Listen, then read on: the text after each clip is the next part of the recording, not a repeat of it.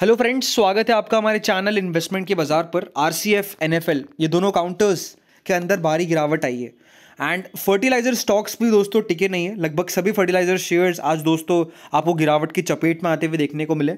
और यही बात अभी बाजारों में चल रही है कि दोस्तों जिन शेयरों में तेजी हो रही है, एक्सेसिव तेजी हो रही है, वो शेयर जब गिरते हैं तो काफ़ी तेजी से गिरते हैं। और आज आपने देखा आरसीएफ भी और एनएफएल भी दोनों शेयर ने अपना नया हाई लगाया, लेकिन हाई से बड़ी गिरावट आई है। अब इस काउंटर में हम सपोर्ट लेवल्स पर बात करेंगे कि आप फर्टिलाइजर स्टॉक्स के अंदर कौन से सपोर्ट लेवल्स आपको ध्यान में रखने एंड क्या पुल बैक अपन एक्सपेक्ट कर सकते हैं इन काउंटर्स के अंदर, उस पर बात करेंगे। तो बिना किसी देरी के वीडियो को शुरू करते हैं।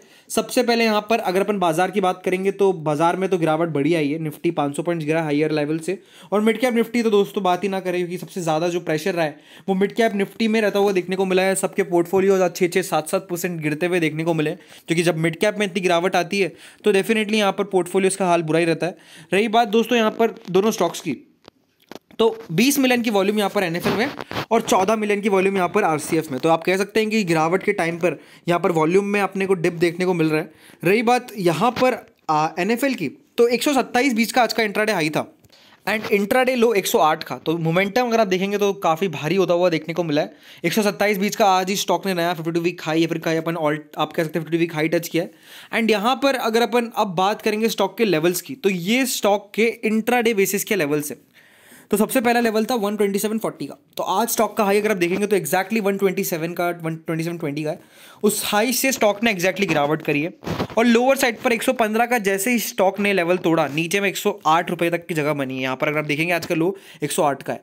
तो अब कहीं ना कहीं सपोर्ट लेवल यहाँ पर क्लियर है, रेजिस्टेंस लेवल भी अब यहाँ पर क्लियर है।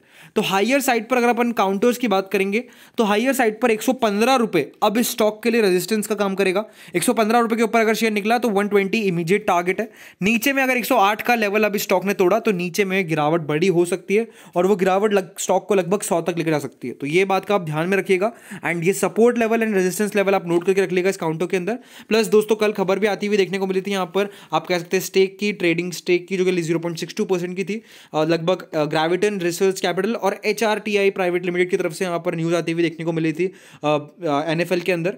एंड रही बात स्टॉक की ब्लॉक डील्स की, तो 15 ब्लॉक डील्स आज हुई है। ऑलमोस्ट 11% का फॉल हायर लेवल से अभी तक आता हुआ देखने को मिल गया आज के दिन के अंदर। अब बात करते हैं आरसीएफ के शेयर की।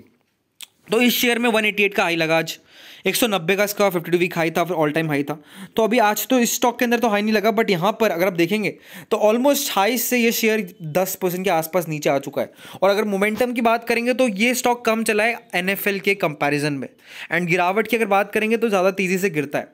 एंड अगर आप फंडामेंटली चेक करेंगे, दोनों काउंटर्स को कंपेयर करेंगे, तो एनएफएल और आरसीएफ में से आरसीएफ का शेयर फंडामेंटली ज़्यादा स्ट्रॉन्ग रहता हुआ देखने को मिलता है। प्रॉफिटेबिलिटी कंपनी की कंसिस्टेंट है, रेवेन्यू कंपनी का कंसिस्टेंटली बढ़ रहा है, ईपीएस कंपनी की कंसिस्टेंटली बढ़ रही है। तो कहीं ना कहीं ये स्टॉक एक फंडामेंटल गुड स्टॉक है, इसको आप लॉन्ग टर्म के लिए होल्ड करिए। अभी छोटी मोटी गिरावट में आप जरूर इस काउंटर के अंदर एसआईपी मोड में बाइंग करिए। एंड हाइयर साइड पर अगर आप देखेंगे तो इस काउंटर में भी कुछ लेवल्स है। एक तो सबसे पहले क्लोजिंग की अगर बात करेंगे तो 170 रुपीज़ की क्लोजिंग आई है, 170.10 की। तो अब नीचे में दोस्तों जो सपोर्ट लेवल बचता हुआ देखने को मिल रहा है वो है 165 का, जो कि स्टॉक का इंट्राडे का लो है। अगर 165 के नीचे स्टॉक गिरता है तो नीचे सीधे 160 का पहला लेवल और दूसरा लेवल डायरेक्ट 155 का बनेगा। और सलाह यही होगी कि आप इन काउंटर्स में होल्ड करिए, आने वाले 1 से 2 साल के अंदर इनका फ्यूचर काफी ब्राइट रहता हुआ देखने को मिलेगा।